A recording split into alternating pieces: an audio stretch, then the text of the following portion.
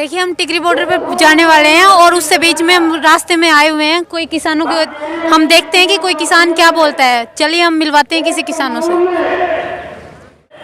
हम चलते हैं और देखते हैं कि यहाँ पर कौन कौन किसान क्या क्या कर रहे हैं। सब अपनी अपनी योगदान दे रहे हैं। चलिए हम चलते हैं और कुछ किसानों से बातें करवाते हैं। चलिए यहाँ पर हमारे कुछ बुजुर्ग किसान भी हैं और कुछ किसान भाई हैं। हम इनसे जानते हैं कि अपने बारे में क्या बताते हैं। हम इनसे जानते हैं कि इन्हें यहाँ पे बैठे कैसा महसूस हो रहा है।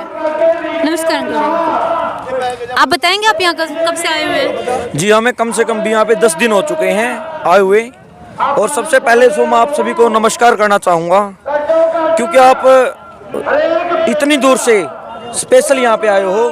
मैं कोई खास बंदा नहीं, फिर भी आप यहाँ पे इंटरव्यू के लिए आए हो। स्पेशल लोकेशन डाली व्हाट्सएप के ऊपर और हम कम से कम भी 10 दिनों से यहाँ पे हैं। और मैं आपको बता देना चाहता हूँ कि ये जो तीनों कृषि कानून रद्द हो जाएंगे।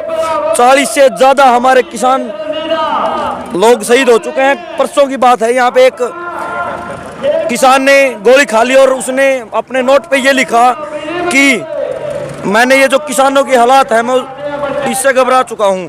कि हमारे 90 साल के बुजुर्ग, जैसे देखो हमारे भैया जी ये 80 90 साल के बुजुर्ग यहाँ पे आए हुए हैं। देखो ताता पानी है स्नान करने के लिए तो, मगर फिर भी इतना ठंडा पारा है, ये बाहर नहाते हैं। हमें शर्म आती है, हमारा खून खोलता है, हर रोज हमारा खून खोलता है, मगर हम क्या करें, हम बेबस हैं। जब तक हमारे कृषि कानून वापस नहीं होते, जब तक हम यही हैं, चाहे उसके लिए कितना भी समय क्यों न लग जाए। धन्यवाद। आप कुछ कहना चाहेंगे? हमारे ठंड में घुटने सीज हो रहे हैं, जब फ्रिज में बर्फ जम जाती है। इतनी तकलीफ आ रही है, इसको क्यों नहीं मतलब बेरा पड़ता मोदी को। इसको सोचना चाहिए किसानों बारे। हम जानना चाहते हैं कि आप आने वाले टाइम में कैसा नेता चाहेंगे? नेता चाहेंगे आप अपना साडा किसान नेता चुनेंगे। असी जो ओरिजिनल नेता होएगा वो चुनेंगे। ये गलती नहीं करेंगे। असी जो गलती असी कर बैठे हैं वो गलती नहीं करेंगे, बिल्कुल नहीं करेंगे। हमारे बच्चे को पता लग गया ना, असी गलती कर बैठे हैं, गलती नहीं करेंगे।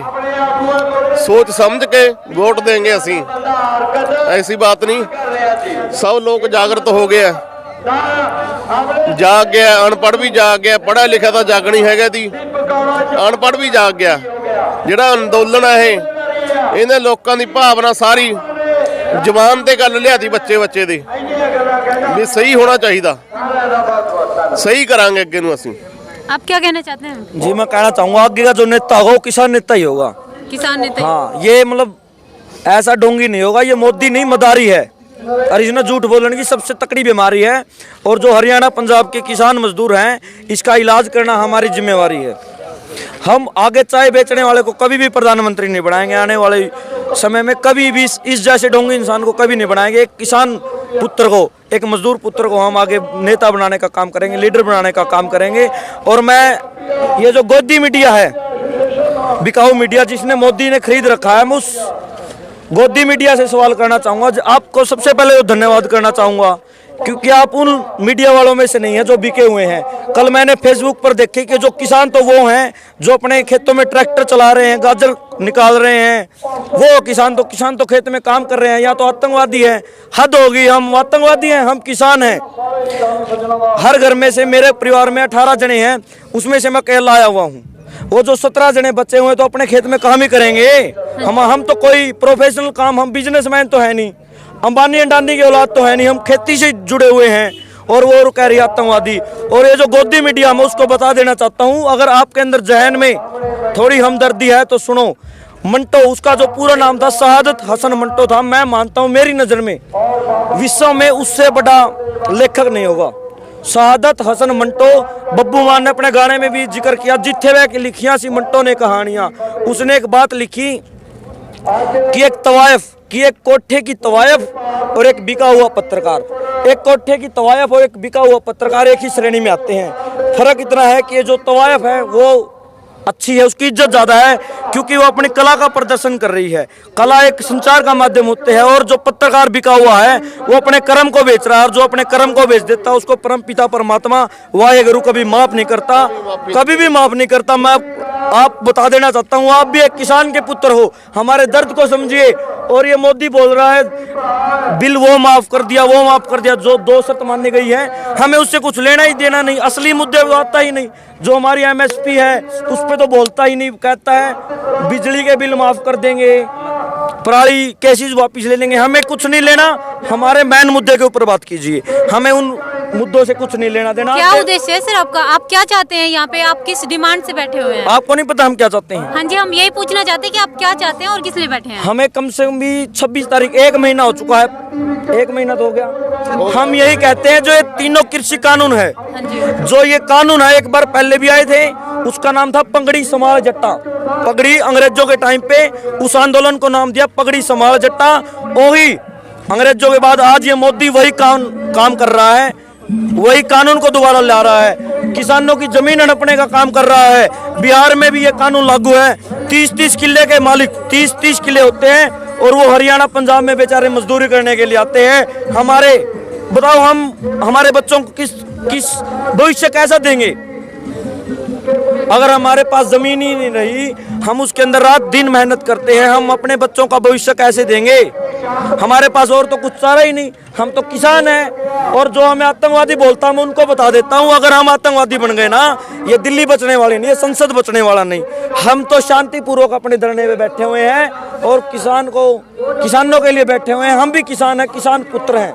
हमने सुना है कि हरियाणा और पंजाब वाले किसान ज्यादा हरियाणा वालों को भड़का रहे हैं, तो आप उस बारे में क्या कहना चाहिए? ये भड़का रहे हैं, ये तो एक मीडिया की बात है, ये तो उपद्रवों की बात है। जो भड़काने की बात मैं आपको बता देता हूँ, कम से कम 5 दिन पहले ही बात है। मैं टिकरी बॉर्डर के ऊपर था, वहाँ पे एक लड़का नहीं बोल सकते, 35-30 साल का आदमी पंजाब वालों से, ये हरियाणा वालों से ये बात कह रहा कि आप SOIL का पानी लो, SOIL का पानी लो। यार हम SOIL का पानी का करेंगे क्या? हम SOIL का पानी हमें नहीं चाहिए। जब हमारी जमीन ही नहीं रही तो हम पानी का क्या करेंगे? ये हमारे बड़े भाई हैं, पंजाब हमारा बड़ा भाई है, हमारा जाति मामला है, हमारा भाईचारा है, हम पानी को कभी भी ले लेंगे। ये जो NSS के बंदे हैं, RSS के सॉरी, ये जो RSS के बंदे हैं, ये भड़काऊ बयान दे रहे हैं। ये चाहते हैं कि हरियाणा वालों को पंजाब वालों से भड़काओ ताकि इनका जो एक का है भाईचारा वो टूट जाए, ये जो आंदोलन है वो ठप हो जाए, और कोई नहीं है। तो आपके कहने का मतलब ये कि हरियाणा और पंजाब दोनों एक है और इसमें कोई हरियाणा पंजाब एक। आप टिकरी बॉर्डर पे फुल टिकरी बॉर्डर, सिंधु बॉर्डर और जो तीनों बॉर्डर हैं आप उन पर जाकर के देख लो। हरियाणा वाला ये कहता है, हाँ हरियाणा वाला ये कहता पंजाब वाला ने बड़ा साथ दिया, और ये पंजाब वाले थे वो रात को आते हैं, ये बोलते हैं हरियाणा वाले ने बहुत साथ दिया। ये दोनों भाइयों का प्यार है। कभी हरियाणा वाला ये नहीं कहता हरियाणा ने साथ दिया, हरियाणा वाला ये कहता कि पंजाब ने साथ दिया। ये हमारा प्यार है, मोहब्बत है, और यहाँ पर इतना प्यार, इतनी मोहब्बत है। हम एक बात और जानना चाहेंगे कि कोरोना के इस महामारी के टाइम पे यहाँ पे 2 से ज्यादा आदमी इकट्ठा नहीं हो सकते थे, पर यहाँ पे बहुत सारे आदमी इकट्ठे हैं। इस बारे में आप क्या कहेंगे? कोरोना से आपको डर नहीं लगता? खट्टर सरकार को मैं ये बता देना चाहता हूँ, मेरे कोरोना होया किसे नहीं बिरा बैठा, या कोरोना कुछ नहीं है।